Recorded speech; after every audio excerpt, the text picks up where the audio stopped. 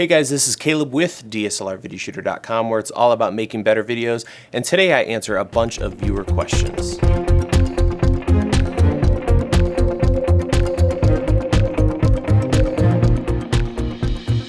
A bunch of you guys have asked questions on Twitter as well as here on YouTube, so I thought I'd put together a video answering frequently asked questions and specific questions when it comes to shooting video, gear I use, and other questions. First, I'm going to deal with a couple questions that a lot of people have been asking me. The first one is, when are we going to be seeing an update on the GH-C100 or the GH4 hack that I've been working on?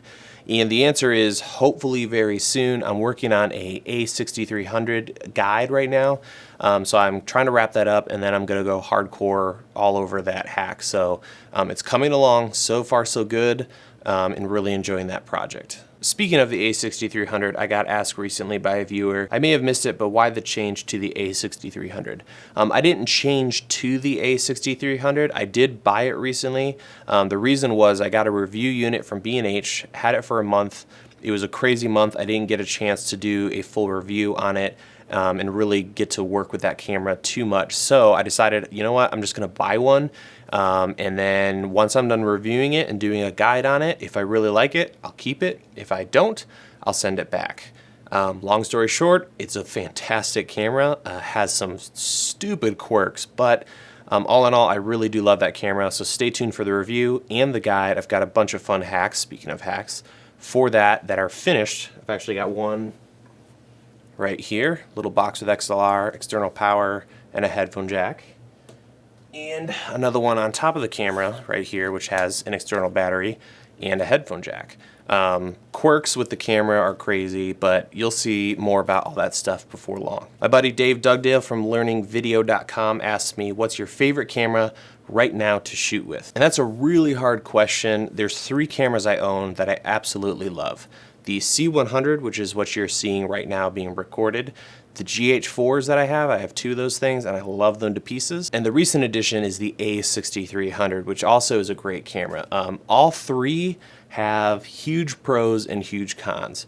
I'd love to do a video, and I think I will, kind of comparing the cameras, why I chose those cameras. But in short, right now to shoot on, probably the A6300, just because of the low light capability, but barely. Ryan Thomas asks, do you ever get down or depressed? If so, what gets you out of your funk, film and art-wise?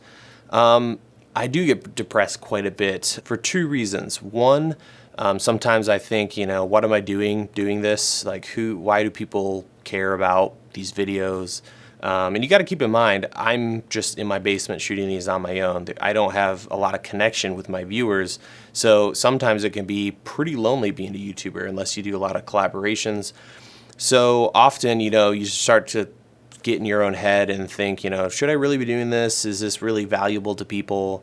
So I get that a lot. And then also, every once in a while I'll have a really bad month, because those of us who do videos like this or have online businesses, it's not a consistent paycheck. So I don't have a salary.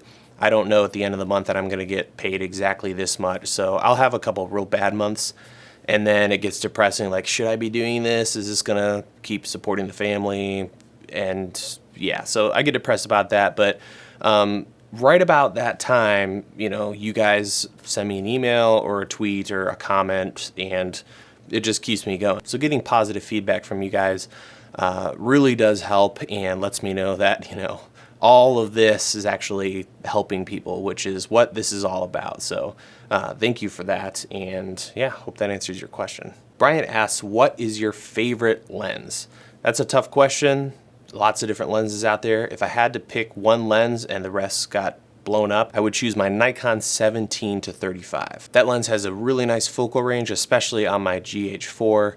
It has very low distortion, so when you go out to 17, you don't have a crazy fisheye effect.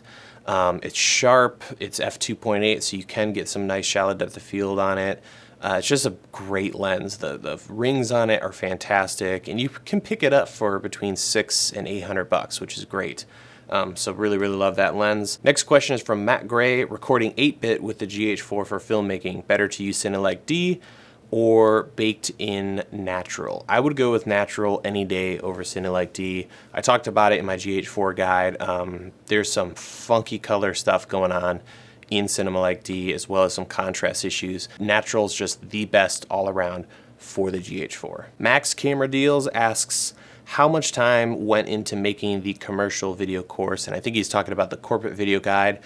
The answer is probably too much time. When I announced that I was going to be doing the course, there was so much positive feedback and I thought it would do really well. So corporate and I put a lot of time, I would say at least 2 or 3 days in pre-production, I think about 5 days in production, and a lot of time in post-production because it was a long guide, 3-camera shoot, and it was worth it because there's so much good information in there, but it was a ton of time. And so as I'm going forward, I'm trying to think about how I can be more efficient with these guides to get the price down so I'm not spending so much time and having to charge so much, but also so I can get them in and out and it won't affect my normal video schedule. Kevin Hoffman asks, what are some basic audio enhancements that you do for every video?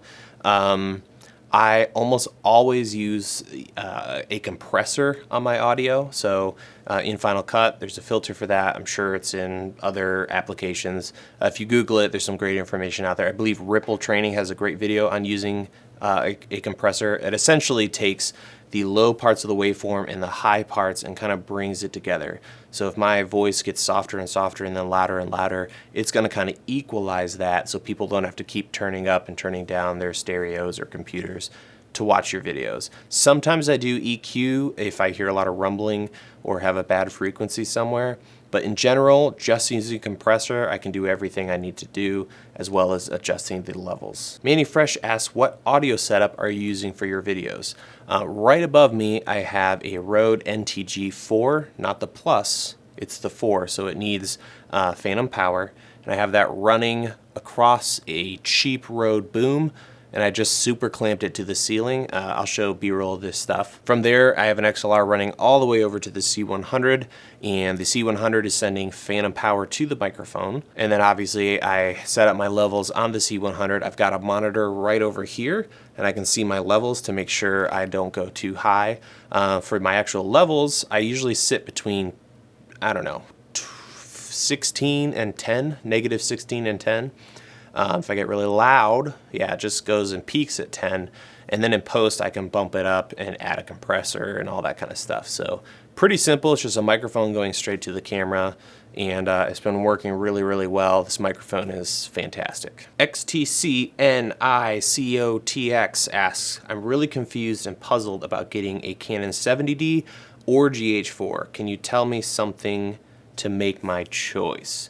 That's a question I get a lot. GH4 or 70D. And the big difference is on the 70D, you're going to get way more shallow depth of field because it's a larger sensor, better low light, really good autofocus. And on the GH4 side, you're going to get 4K, high frame rates, 96 frames per second and down, a way better image in my opinion because you're able to grade it a lot better, but you're gonna have that smaller sensor and the low light capabilities aren't gonna be as good. And obviously another big one is the GH4 has a headphone jack and the 70D does not have a headphone jack. I would also mention the GH4 has way better battery life, so if that's important to you, you should definitely check that camera out. So I think that's enough questions for today. If you have a question, definitely let me know in the comments below. Maybe I'll do another one. Let me know if you like these kind of videos or if you'd prefer I just not do them.